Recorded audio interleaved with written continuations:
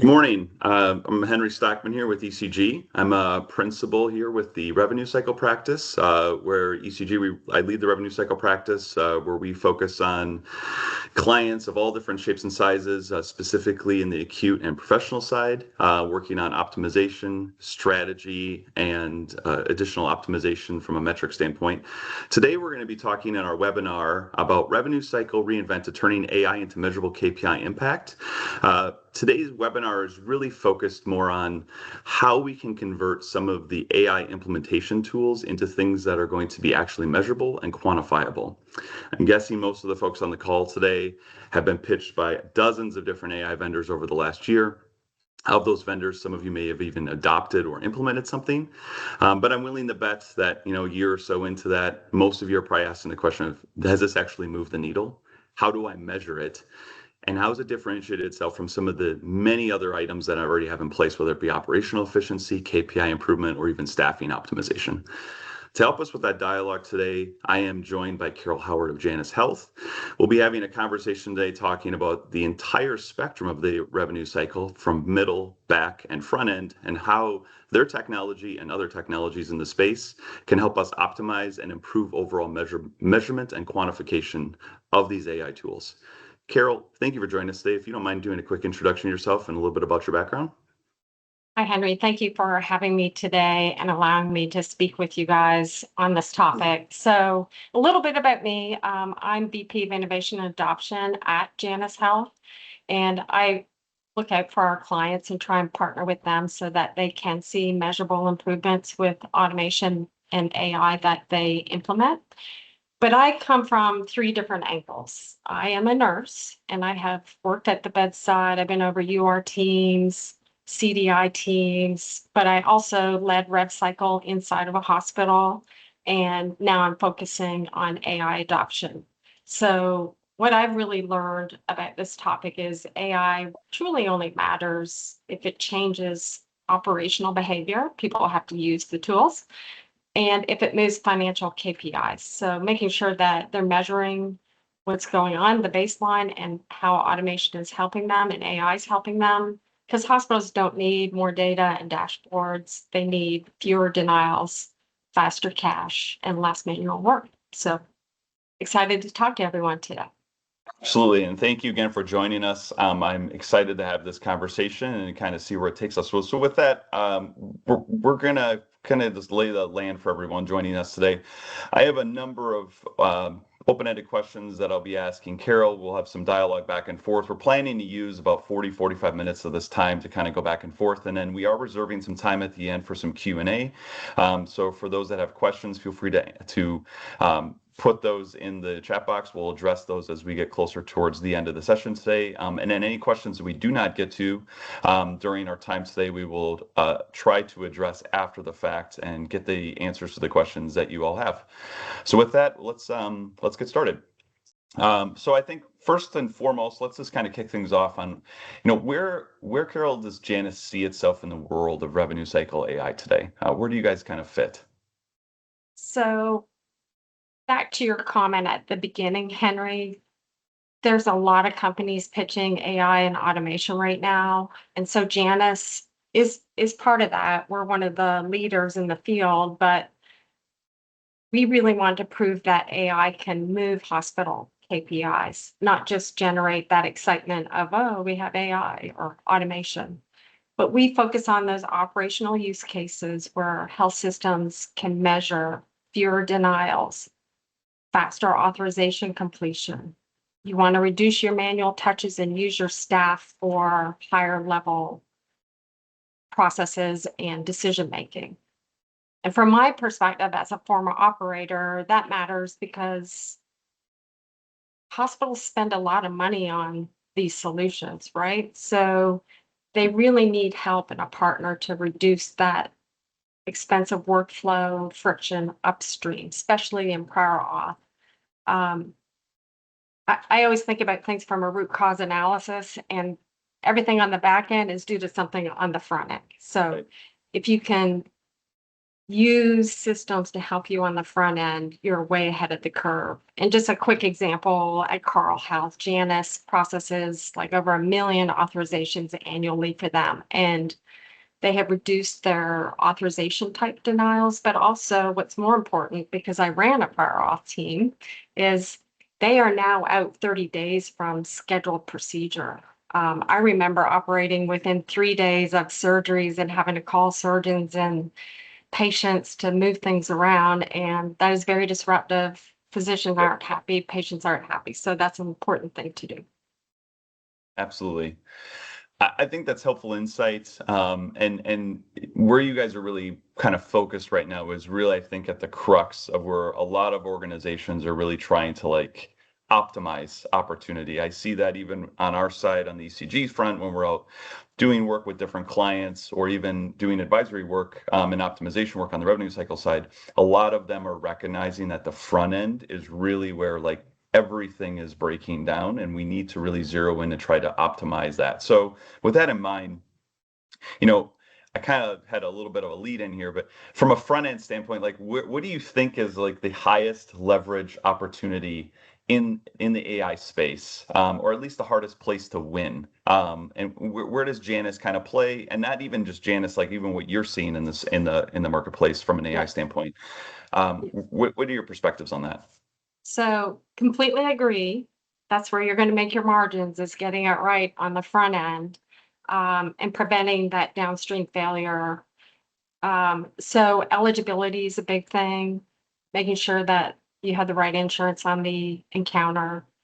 Authorizations are extremely manual, and payers are constantly changing their regulations and their policies. So staying on top of that.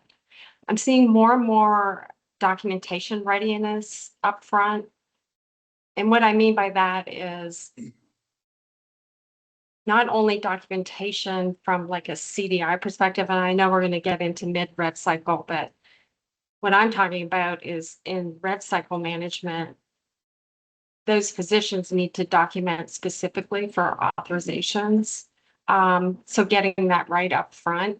And I'm hearing more and more about agentic AI. Hospitals need to be careful about that and make sure that these companies prove out what they're doing for them. And what I mean by that is they're using agentic AI to go out and look at the payer policy, go in and look at the hospital's EHR, pull the documentation that supports medical necessity, and then sending it to the payer and getting the response back, which is a lot to put onto an AI automation tool. I'm a little leery at times, only because I'm a nurse and I could be very prudent about things, but I want to make sure that it's right, because in the end, it's the hospital's responsibility for what's being submitted. So a lot of that's coming down the pike. But truly, hospitals have to leverage AI now because they're falling behind the payers as well. Hospitals' margins are shrinking, so they need to avoid those denials. They need to avoid rework, the schedule disruptions that we just talked about, and delaying cash. But it's also the hardest because the front end's messy, right? You're dealing with, as I just mentioned, the changing payer behaviors, documentation issues. You have all different specialties to work with. So hospitals are under a lot of pressure to get that right. And sometimes automation can disappoint. So always staying on top of it, and making sure that the vendor is your partner and developing tools that are really going to work for your hospital. So you brought up a topic that I think is a little interesting, and I hear this, especially in the last year, whether it be at like a Becker's or different conferences, or even I have clients asking me this. What are your thoughts on agentic AI? What does it mean to you? And where do you think it's actually going? Because I think you bring up a really good point, is that there's this delicate like balance that we need to kind of thread this needle on, like how much AI do we want and automation do we want to implement and have just it working on its own, thinking, acting, doing, and how much do we need human intervention, complemented against what are the payers doing to like combat whatever you're deploying. So I hear a lot of like, well, we have agentic AI and it's going to do all these things and you'll create all these cost savings and labor arbitrage and fill in the blank. What are you seeing and what does it mean to you and where do you think it's actually going?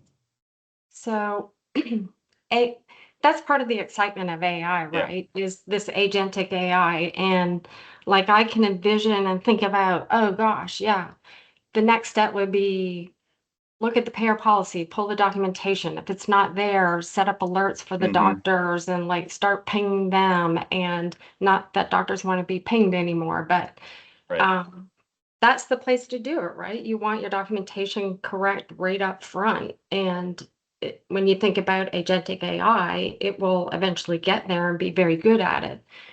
Where I get concerned is, and I put my compliance hat on,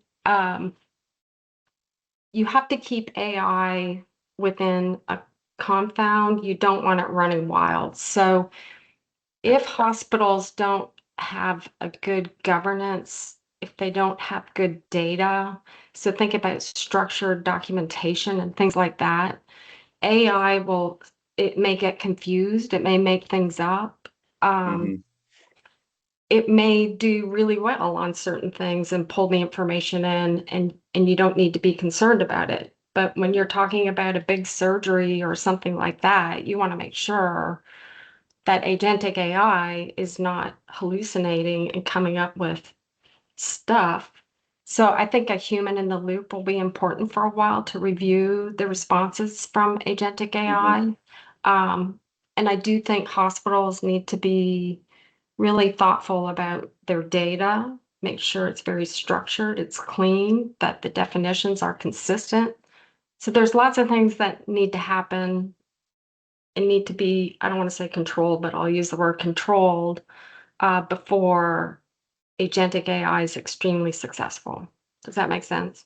I think it makes Yeah. I think it Okay. makes perfect sense. Yeah. And it's funny. I did a podcast at Becker's last September. Not so subtle plug for those listening. And on that podcast, I think I came off a little bit as a curmudgeon on AI because I had a very similar sentiments. I actually did a comparison to this to the movie Jurassic Park, where there's that scene where they're all sitting at lunch and everyone's like patting themselves on the back for what they've accomplished. And Dr. Ian Malcolm, who's played by the illustrious Jeff Goldblum, is makes this comment of like, you guys were so quick to figure out how you could do this. You never asked the question of whether you should. And I think that is like where we're at right now. We're just rushing to try to get this stood up. And like once it's up, just hit play and let it run. But to your point, no one, I shouldn't say no one, we are not taking a step back to really cognitively think through like, does this make sense? And is the response we're getting actually going to drive value, or are we just creating more work in this cost shifting margin from here to here? So I think that's Exactly. you're spot on. Yeah. Yeah. Exactly. Yeah. Well, with that, let's keep going a little bit in the front end here because I think this is really where a lot of people are probably the most focused. So we've kind of talked a little bit about agentic AI and where we're kind of seeing stuff move. I know like the two elephants in the room on the front end is really eligibility and prior auth. And those are the tools I see everywhere. I'm sure you see everywhere. And the folks listening to this are inundated with emails on the latest and greatest bot or RPA that's going to solve all their problems. So what do you see in the marketplace? What do you also see that Janus is working on that's going to like help define what the gap between AI eligibility and prior auth tools promise, and then what they actually can deliver in production. And then I want to throw a little extra on this and see in the next 2 to 3 years, where do you think it's going? So usually the vendors are promising full automation. We Hmm. can automate everything for you. The reality is the payers are all different on how they connect. They have bot detection tools. They have all sorts of things. The payers do, but the reality is usually there's only partial automation plus humans to the rescue. Going in and looking at payer portals and things like that. And I'll mention they may not. So I want hospitals to be ask the right questions of the vendors. So, how many payers do you automate with? How do you automate? And also remember that CMS has come out with 0057F, which is a rule where they're requiring payers to now move towards APIs. So making sure that your vendors are working towards that as well, because you want to be able to support the full workflow under the hospital conditions and your payer variation and different things like that. So my advice is to ask less about automation rate and more about measurable operational outcomes. Are the authorizations being completed earlier? Like the Carl example that I gave, is the off denial rate actually going down, and is it attributable to that AI tool? Right. Has manual work really come out of the process? Or is, to your point, and we talked about this with agentic AI, is it potentially creating more work and you don't see a cost savings? Right. So you really need to ask beyond the automation percentage and ask about measurable KPI improvement, that denial rate reduction, earlier completion. And for eligibility, you want those COB denials to go down as well. And you want the manual work to be removed. So just ask the right questions. Yeah. No, that makes sense. And do you see on the front end, as a lot of these tools are getting stood up and optimized, are you seeing like what are the payers doing in response back? And what type of responses from a denial rate, like initial denial rate, are you seeing those increase, decrease, stay the same? I mean, this kind of what I'm trying to get at is we've put these things in place, to your point, whether it be to optimize workflow, create labor savings, arbitrage, whatever. But the other part of that equation is what are the payers going to do, and what's that prompt look like back? And is it actually creating any savings, or is it just a shifting work from one entity to the next? Well, well, Henry, I like to say that we need to get along with the payers, but the reality is, Yeah, that's right. This uh, is being recorded, so we love the payers and we like to get along with them. That's right. Yeah, and we do need to work with them, but here's the thing, the payers are out to make money, right? of course they are. Yeah, So what they have to do is, and they want to utilize services correctly, so I'll give them that. hmm But what's happening and what I'm seeing is an increase in denials. yeah, They have implemented AI to, scan the documentation and produce denials.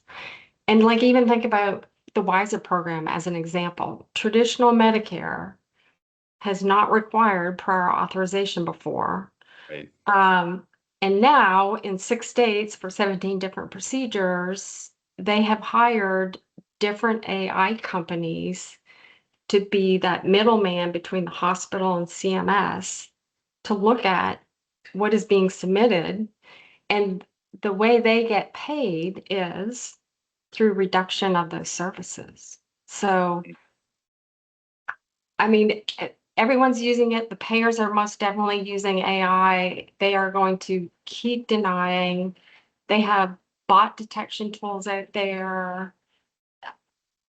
There's some games going on, and it's unfortunate, but hospitals really need to get in the game, get AI, get automation, especially with prior auths. Keep an eye on that agentic AI, because that could be a game changer too, if it's done correctly. So did I answer your Yeah, no, question? no, I think that's spot on, and I see a lot of the same thing out, from the consulting side of the fence here. Like when we're out working with clients or even talking to prospective clients about what ails them, if you will. This is the topic du jour. We see, it's always front end denials have always been a pain point, I'll say.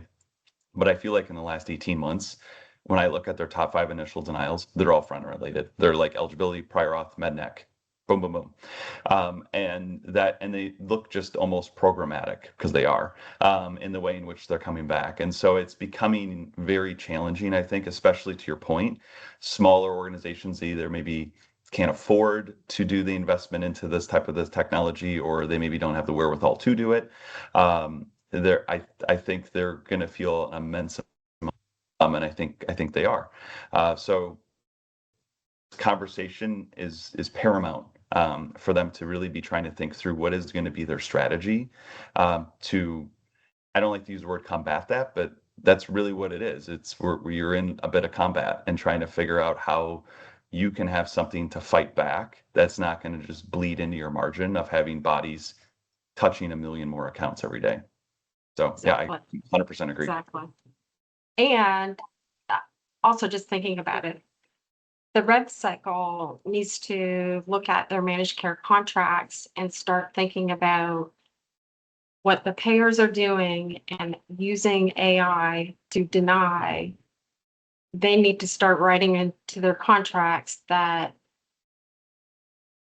those companies need to have a human in the loop or a secondary level denial review before the denial comes back to the hospital. They need to think about managed care contracting as well. Yes, I would agree with you. And nice dovetail into our next topic here. So we move into like mid-rev. And so I did want to, as for kind of pacing out our time here, kind of talk a little bit about what we're seeing in the mid-rev. This is probably next to front-end denials. This is the other topic I get asked all the time, whether it be CDI, charge capture, rev integrity, strategic pricing. Everyone has this issue. They want to try to figure out how to do it better, how to optimize themselves, and because of the pressures they're feeling on the front end, this is the area where you can usually get some quick cash conversion, especially when you bring someone in to help try to optimize that. And so this is an area where we get a lot of questions and a lot of inquiry, as to how they can probably try to do this. So with that, I'm curious as to like where you see AI's involvement in CDI. Where, like, how does it cross the line from helpful prompts to maybe even a compliance risk? And then where do you see CDI optimization kind of going into the future? So, having been over CDI, it's kind of evolved a great deal. And I'm just giving a little bit of background because Mhm. nurses, when I had CDI, it was nurses actually reviewing the documentation, but they would get stuck into certain queries, and they would have their top 5 queries and ask the physicians those questions. And with AI and automation, obviously, it's much more expansive and can really make a big difference for a hospital. So AI can support identification and prioritization. But here's the thing, it shouldn't be unchecked, meaning you don't want to ask physicians kind of leading questions. There was a lot of compliance around CDI, meaning Mhm. the physician had to have very specific things in the record for the nurse to even query. So just be careful with the AI and that it's not surfacing leading questions to the doctors, because Yeah, that is a big compliance no-no. right. But it's very helpful in surfacing missing specificity. So you want to capture those CCs and MCCs, which are going to help your case mix index. It could also identify documentation gaps, which is extremely useful around medical necessity.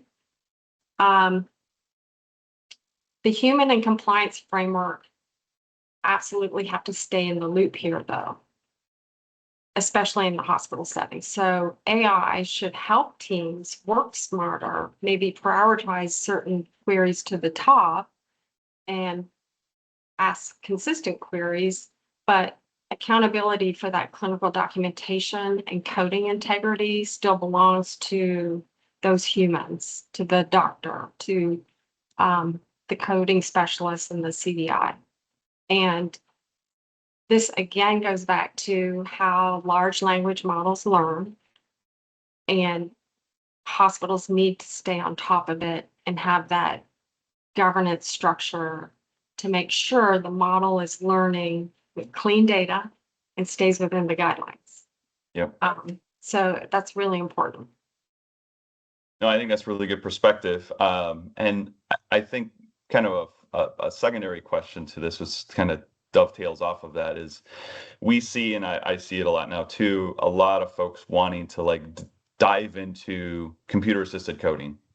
Now we know this has been around for many, many years, similar to bots. They have AI slapped in front of them, so now they're new and fancy. But I'm really curious as to what does computer assisted coding look like from your perspective? Like what is different now? And again, similar to my other questions, how do you see it evolving over the next 2 to 3 years? What does that look like? So everyone wants to know about computer assisted coding. It's been around for a long time, actually, and it's really evolved. And it's learned a lot. So go with a vendor. We don't have computer assisted coding at Janus, but you need to go with a vendor who has been in the hospital side for a long time, because their models have learned over receiving gobs and gobs of data. So they're getting pretty smart. But AI is going to review the encounter documentation and look for where coding can be enhanced, how documentation could be specified, or have a closer review. So it's going to flag for missing specificity, kind of like in the CDI world. Conflicting documentation, you do see a little bit of that between the different specialties talking. But it will also look for DRG opportunities before your final bill.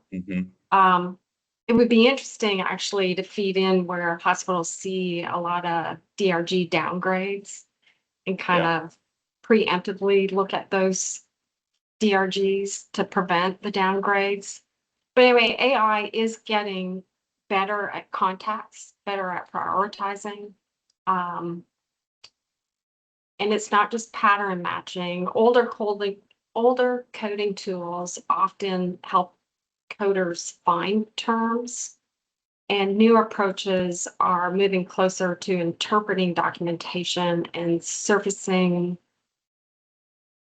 particular issues like DRG downgrades earlier and help the teams focus or pay more attention to what matters the most. Sure. Because again, tying it back to KPIs, our topic, your CFO wants their cash faster, you want less errors, and you don't want AR building. So if you get it right before the claims go out, it's fantastic. And I also hear a lot though, Henry, that it's getting harder and harder to find coders. Yeah, 100%. Yes. And I've heard a lot of conversation around they want to use AI to replace coders. I don't think it's there yet. Pretty close, but I'm still a little skeptical unless your data is really, really clean. It will make the coders work faster, prioritize the right things, and like help with that work mix. But the straightforward work is becoming more automated, and those coders can spend more time on those edge cases and doing physician education and feedback. And anyway, the KPI impact here is huge, and case mix index is big for a hospital. So, and reduction in that DNFB waiting on coders and the DRG downgrades. So, do you see a world in which, I mean, I know historically a lot of computer assisted coding has been focused on outpatient. It's a little more straightforward, a little more less complex, I'll say. Do you see a world in which it could start to really get into the inpatient coding space and start doing more of that, I'll say more automated? Because I see a lot of clients, to your comment you brought earlier, like, I can't find coders, but I'm going to try and do this thing on outpatient, but I still need all my inpatient coders. This is too complex. Where do you see coding, computer assisted coding, I should say, getting to a point to where it's starting to penetrate more of that space as well? So I actually, from my experience, have seen it the other way around. I have seen computer assisted coding more on the inpatient side, because they were looking for those CCs and MCCs and Sure. capture of the different diagnoses.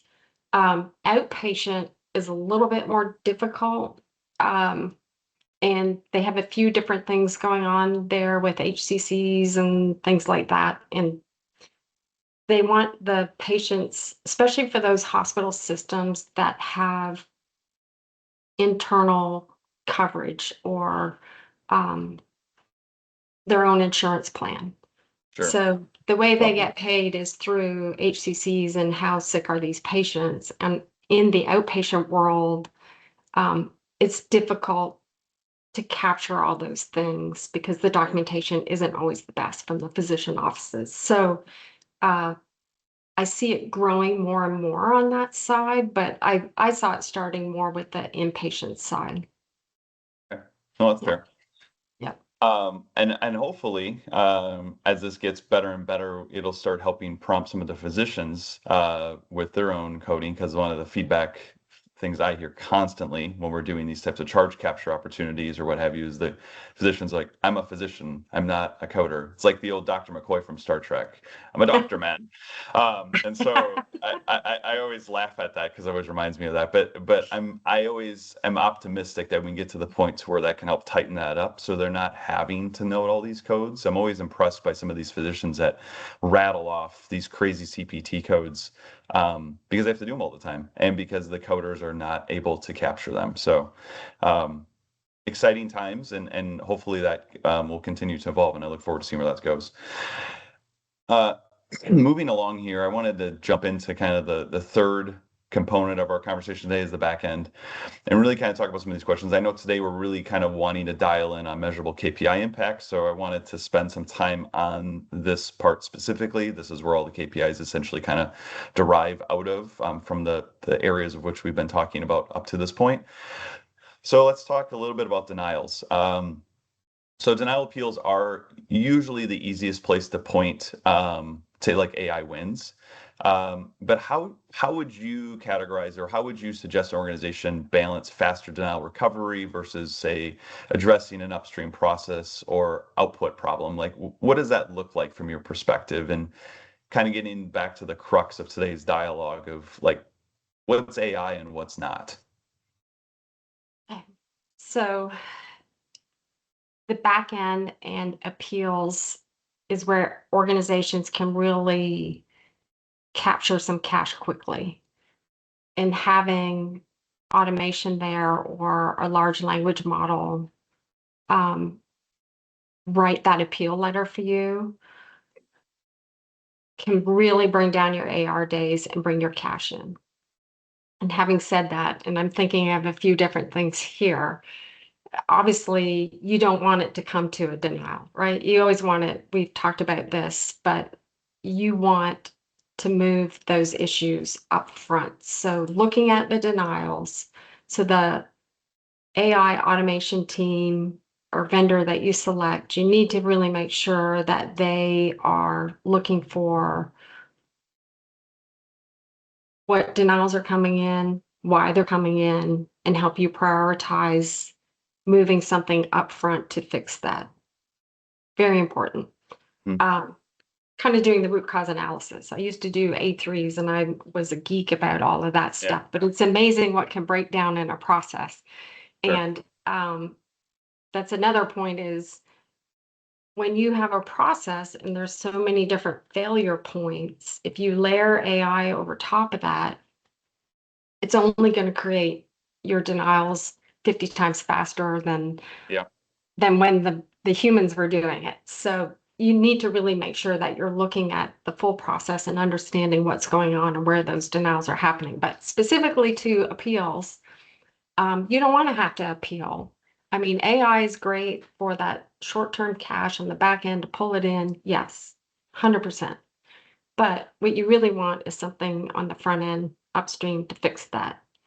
And Janus is at a health system in Florida, and they also use claim intelligence to route denials to certain work queues, meaning rather than waiting on your follow-up team to identify the issue, you have automation and AI now that can route those things for you automatically. So Mhm. I think most hospitals have that already, but really make sure that you're identifying those and routing to the right people is really important because it'll reduce a lot of your manual work and get it to the people that really need to do the appeal letter. Sure. There's also one of the major denials in healthcare is ADRs, where the payer is requesting records. Yep. There are some payers that will take unsolicited documentation. So work with a company like Janus who can do claim attachments and send the documentation up front. And some payers actually like that. So again, that will get back into working with our payers. Yeah. So so it just means faster recovery of cash. It's those KPIs again. So reduction in your AR and again the cash. So your CFO will be happy with you. So Right. Which is yeah. what we all want. Yeah. Well, that's perfect. So I did want to touch on another topic on the back end, which you started to talk a little bit about, which historically, when I used to go in and work with clients pre-AI, this is, we would prioritize their workflow, and we would do it, whether it be alpha split, high dollar down, what have you. But then we would always look at accounts that were like 500, sub 500, and those would be grouped off in their own work queue. And if we had time, which we never did, we would go touch them, and they inevitably just ended up aging out, and eventually just ended up getting written off as bad debt or what have you. We now are starting to see, and I'm seeing this too, more and more vendors in the space that can help optimize this, and they can delineate away from, say, a small balance vendor that you might, partner with, and they take a cut, et cetera, and whatever the recovery rates are. Organizations now have opportunities for partnering with these vendors. I'm curious from like a small balance recovery standpoint, specifically, I will say like in the $500 and below standpoint. How do you think AI has maybe changed this? And is it in a spot where like organizations can deploy technology, keep this in-house and work it and its own work queue, not have to use a low balance vendor anymore? And is there an ROI on this, given what they might have to pay that AI vendor versus, the eat what you kill model that a vendor might have?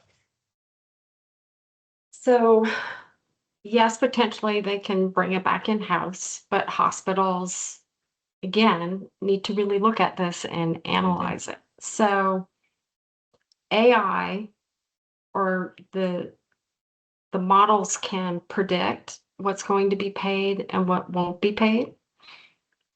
They can shift accounts to certain work queues or triage those work queues for prioritization, um, and make some accounts more visible because no hospital focuses on low dollars. Like there's just not enough volume to put a human on that. Right. So if you can use the AI technology to really identify where small balance accounts will be paid versus where they're not going to be paid, um, that's a benefit to a hospital. But the real ROI comes when the organization also applies business rules, segmentation, and exception logic. So instead of just Mhm. touching more accounts, um, you can do it more intelligently. So I at Janus we have what's called operational intelligence, and so we can see different accounts and how they're being worked. What are the AR days? How much cash will that account bring in? Is it really worth a person working it? Um, and will it actually bring in the money? Right. So we can identify where there's bottlenecks, where things aren't being routed appropriately, where there's multiple touches with no real movement of the account, which I think is important. There's a little bit of gap between what the directors and leaders see and what the teams are doing, and every team member may do things a little bit differently. So having eyeballs on that is huge. And applying that to small balances, if you can reduce the number of manual touches that your staff are doing on all accounts, they would probably have more time to work on these smaller balance accounts. So I think it's just going to come from the ROI is going to come from the hospital really looking at those workflows. And if there's less manual touches by using automation and AI and prioritization of those accounts, then that may speed up or reduce the cost to collect and then speed up your cash. Yeah. No, I think that's spot on. And you bring up an interesting point that I did want to talk about today is a little bit on the operations side, is specific around workforce deployment and FTEs. And so I get this question a lot as well, as organizations are trying to both weigh out the cost of doing this, moving to some sort of managed service vendor. What is my FTE count? What is my I guess resource optimization? Let's use that term. And how do I manage to attrition?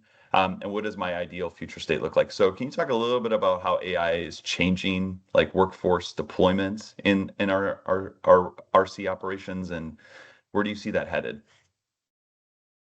Good question. So that's the number one question that we get, Henry, is how many positions can we eliminate with AI or automation, right? Because everyone, the workforce is expensive. Yes. They're getting harder to find. It's a little bit more scarce. So it's not that AI is going to replace the entire team. It's going to change how the work is done. I do think eventually, though, that you will see some shift here of the more duplicative manual work going away. You're going to have teams that have to be retrained into like more complex type cases, cross-functional problem solving, quality oversight, etc. So I think you're going to see a shift in the workforce. So where they used to do these things that didn't require a lot of thought, and it was very repetitive, that will eventually go away. And I think the best way to do this is not setting expectations up front when you hire an AI or automation company and saying, how many FTEs can I pull out of this workflow or process? I would rather think about retraining the workforce, and you may eventually, through attrition, decrease your number of staff. So that's how I would think about that. But I would rather redeploy staff and use them in better ways than think about eliminating them. But I know it's coming, but I'll leave it at I know that. it definitely is, and I would tend to agree with you. I get this question asked to me a lot, and I always say, I think it's going to move to, it might be fewer staff, but those staff that you have are going to be much higher skilled, because they're going to need to be able to pivot and work with the new AI agentic tools that we've been talking about, address very high complex accounts, navigate payer complexity, and be able to still get timely account resolution. I always, as if you can't tell, I like all these random comparisons, but I compare this kind of to like when the over the top services were starting to come across, and everyone was cord cutting, and there was all these cost savings. I was one of them. I got rid of my satellite DirecTV, and I was so excited, like, look how much money I'm saving. Well, fast forward now, I look at my bill, I'm like, I think I'm right back to where I started. And actually I might be more than where I started. So I think that's probably what we're going to see, is you're going to see this quick cost reduction on the front end, where people are able to either, manage attrition, folks will retire early, what have you. But as time goes on, and as payers get more complex on their own algorithms and LLMs, it's going to force some of the organizations to hire higher skilled folks to be leveraging their own tools and managing those accounts. And so it'll be interesting to see where we get, but I'm probably in the camp that the the ROI might end up just being a shift from 50 resources to 10. Yeah, except it was paid exactly. more. Yeah. So, like one of the hospitals that we work with, they have seen a shift already. So they identified where there was a lot of um, touches that weren't needed on encounters. So they were able to identify that, change the processes, educate the teams so they have all this capacity free. So back to your thing about small balances. Right. You don't necessarily have to lay people off, but it's doing that work differently. And I agree that we're going to see a change in the workforce. Yeah. And you will see improved operational performance. And one other thing I wanted to add here was I was at a conference, the HFI conference in Orlando, and I found it really interesting. There's some hospitals that are implementing Claude Mm. within their Microsoft environment, and they're allowing staff to use Claude, and Claude is Interesting. learning their processes and making suggestions. So Mm. that's just how the workforce, I'm thinking about how the Yeah. workforce is really evolving. So I found that very interesting. Like I use uh, a bunch of different tools all the time. So Yeah, obviously, right. Me too. No, I yeah. think you're spot on. I mean, I think we see it in just our own work that we do, and to think that that won't translate over into these organizations that are our clients, I think it's a foregone conclusion. It's coming. It's just a matter of how fast it gets here. Before we get to our Q&A, I did have one last question. I think for the audience, that I think might be pertinent from your perspective. Given the dialogue we've had today in the front, middle, back, all of the different ways to kind of optimize AI, trying to optimize it from a measurable KPI standpoint, looking for ROI, et cetera. All of these folks on the webinar today and those listening are getting bombarded by different vendors. A lot of them do different deviations of the same thing. From your perspective, and just some, I'll say, sage advice for folks, what are some questions and things that some of the RCM leaders can think about and or ask when they're pressure testing various AI vendors that are knocking at the door, wanting them to deploy their tech? So good question. So I would say, tying this all back to our topic on KPIs, ask your vendor or potential vendors, what KPIs do you actually move? And obviously, we all know what KPIs hospitals want to move. They want to reduce the denials, they want AR reduction, they want cash in the door. They just want to be more efficient, right? I would ask questions about what the automation AI company, what did they look like in production? Um, Mm-hmm. Not just in a pilot. Like a lot will do a pilot to initiate, which is great, but ask those questions about coverage of payers and percentage of procedures covered. I'm thinking prior auth in my head right now, but Yep. there's some questions that you need to ask, and also think about, what do I need to do? Do I need to look at my workflows? Do I need to find all the pain points? Do I need to still have a human involved? Like, how are we going to make all of this work? So there's a lot of questions that the hospital internally can ask. Is their data clean? Are they getting good information from those doctors' offices for prior auth and things like that? Another thing is hospitals need to understand that the AI and automation will take some time. So when you hire a company, you're not just going to like turn on the faucet and all of a sudden everything's going to be, rainbows and roses. It's going to take some time. So have that expectation that you will show value, but it may take some time. So you may want to ask those questions of that vendor. And then you may want to talk to some of the clients for that vendor and say, are you seeing provable results from implementation of these tools? So those are some of the questions that I would ask. we've seen some measurable changes at the facilities where we have implemented. I'll just mention one, like one facility out west. It's kind of funny that hospitals still have faxes coming in. Yeah, I right. think everyone laughs at fax machines. I can't remember when they were created. It was like back like forever ago, but they still receive faxes for referrals from Mhm. outside physicians or community physicians. So, some hospitals were still like getting the actual piece of paper and then transcribing that into their system. So Mhm.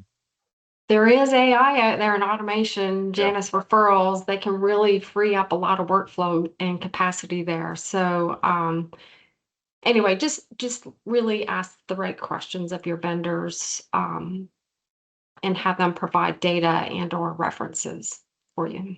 Mhm. Perfect.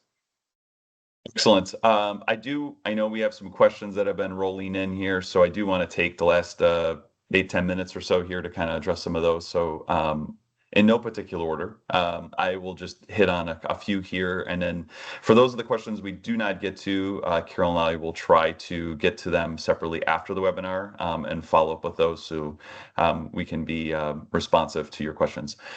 So first question here. As AI becomes more prevalent in the RCM space, what do you foresee as the next major bottleneck that will need to be addressed to ensure ongoing operational success and efficiency? I don't know if you have a perspective on that, Carol. I'll let you kind of go first, and then I can give you my 2 cents. Let me hear your 2 cents. I'm curious Sure. what you think and what you're hearing. So I think this is really there's so many vendors out there. So I said this to my team when we were at Becker's in the fall. We went down in the basement there, and it's just like a sea of AI vendors. And we were walking around, and I told my team, I was like, behold, all of these AI vendors. In a few years, 90% of them will cease to exist. And I said that because they are so dependent on data. And without data, they can't train their models, they can't compete. And it's very difficult right now, I think, to pick the winners and losers in this space. Like who, and I think the winners are really going to be who gets the data first, who can trade their model the fastest, and who can be the most competitive against whatever the payers are creating. You guys at Janus Health have some really cool stuff, and obviously that's why we've partnered with you. I think that is the biggest challenge right now is getting good data quality, and then being able to integrate that to whatever organization or client that they're working with, and being able to continue to iterate on it and optimize it. I think that is the challenge. I think the framework is built.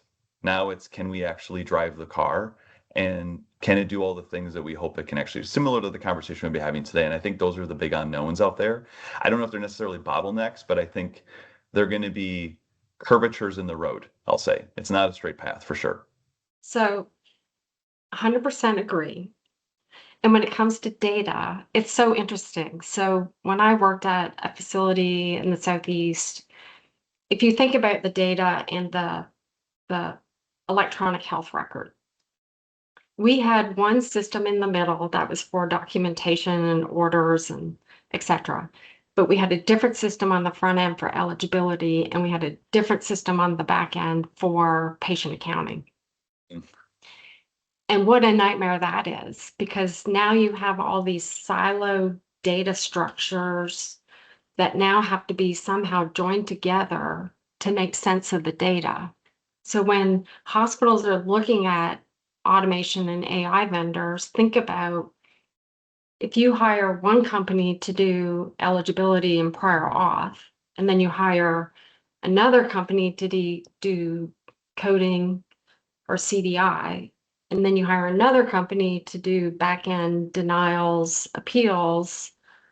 Think about how siloed that is. And to your point, what those LLMs are learning from, it's from this one little data structure. Yep. So, really think about looking at a potential vendor that can cross the rev cycle, meaning even front end eligibility, prior auth, and back end claim statusing all the way through to the claims paid. And you really want all of that information, right? Yep. I can see coding and documentation being separate because that's very specialized, but anyway, it's all very interesting. So Yeah, I 100% agree. I think that's really good perspective on that. I think we'll TBD on what some of those additional bottlenecks we're probably not even thinking about will be coming our way. yeah. One of the questions here I did want to hit on, and we kind of talked a little bit about this, but I'd be interested in your perspective a little bit more, is how do smaller organizations with not the same size budgets as larger academic organizations compete in this space? And then what type of AI resources should they prioritize? So I'll start with the AI to prioritize. Always look at the front end first.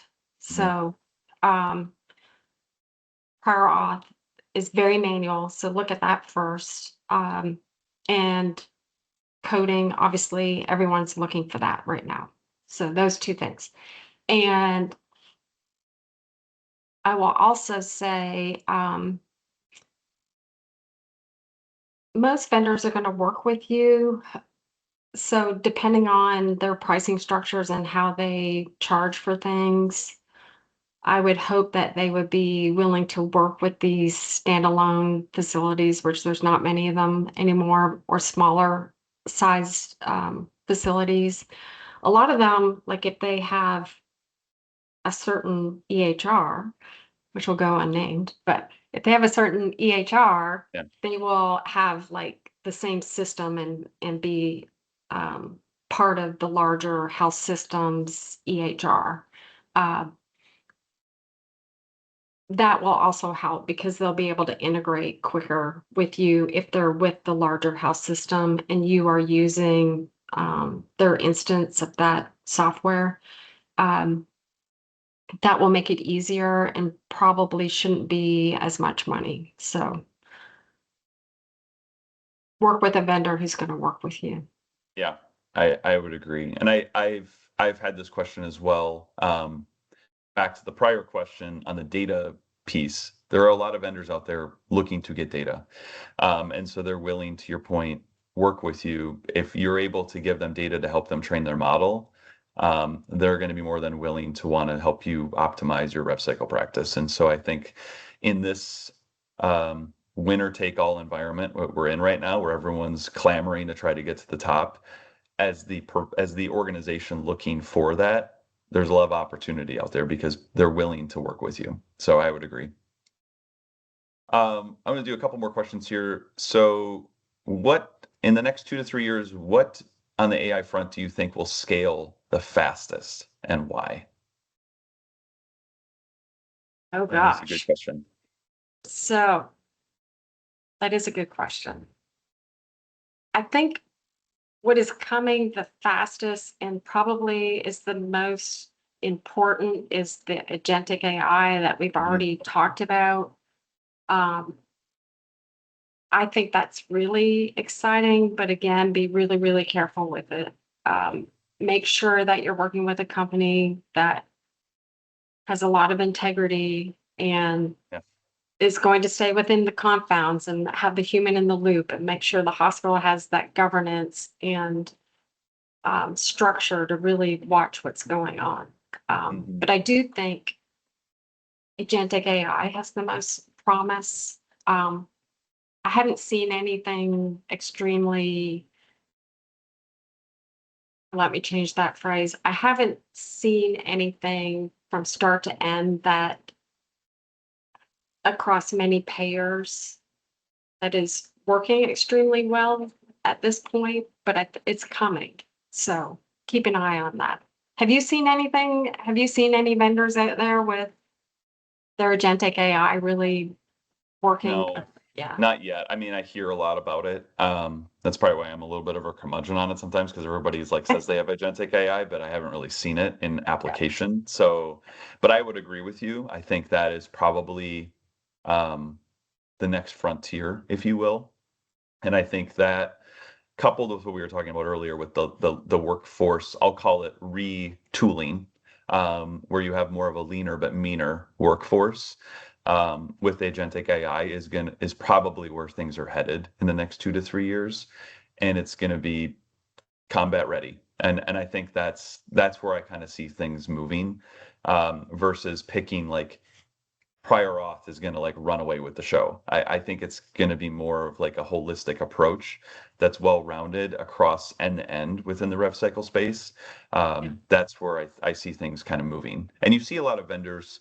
There's a lot of point solutions out there right now. That's what I call them, where they're like, we do prior auth, we do eligibility, we do bots. But as I said before, as time goes on, and a lot of these guys are PE backed, and those PE firms want to get out, you're going to start seeing, I think, the next wave of this is going to start becoming consolidation. So as they get better models, they get data, they get the training that they need, they weed out all the weak ones. The bigger guys are going to start consolidating, and you're going to start having these bigger organizations, AI organizations, if you will, that have a full service suite. And then it's up to you as the organization to like buddy that up with your, what I'm now coining as of this webinar, the leaner, meaner workforce with them, to be able to like do the work that needs to get done. Exactly. Yeah, I completely agree with you. And I will say, I know this is about rev cycle management and KPIs, but there's some pretty significant changes coming on the clinical side as well.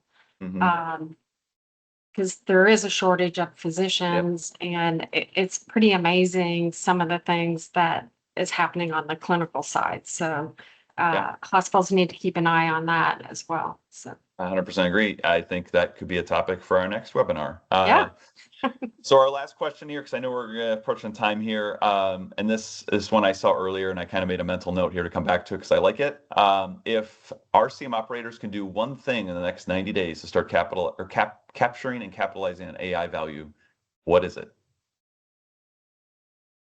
Tough question. Well, it depends where they are, Henry. Yeah, right. I think most hospitals already have some sort of AI or automation. Mm-hmm. I would, if I was the rev cycle leader, I would focus on my pain points and see if those tools are making measurable changes with my KPIs. Back to our topic, but if I purchased a product for prior auth and I was given the idea that I would reduce my prior auth denials by 10%. I want hospitals to keep their vendors in check and make sure that that's actually happening. Because we can all get a little lackadaisical and think things are working, but there may be something small that they can fix and get those KPIs and get their cash faster and reduce their AR days. And the other thing that I would do would be go to conferences, talk to my peers, and find out what's working for them. Maybe they're doing something that you haven't thought of. Like that one hospital where they have their staff using Claude. Like I just was so impressed with that. Maybe looking at things like that, but definitely make sure you're getting the value from what you do currently have. Talk to your peers about products that are working for them, and be identifying your next friction point. Like, where is it that you need more value out of your system? Those would be some of the things that I'd be doing. Yeah, I would tend to agree with you. I think what I always advise clients on doing as well is what you mentioned. Talk to your peers, see what they're doing. I think there's a lot happening. There's a lot of different folks doing different things and trying different types of, whether it be AI or the cloud example is perfect example of folks just dabbling to try to see what might give them a little bit of an edge.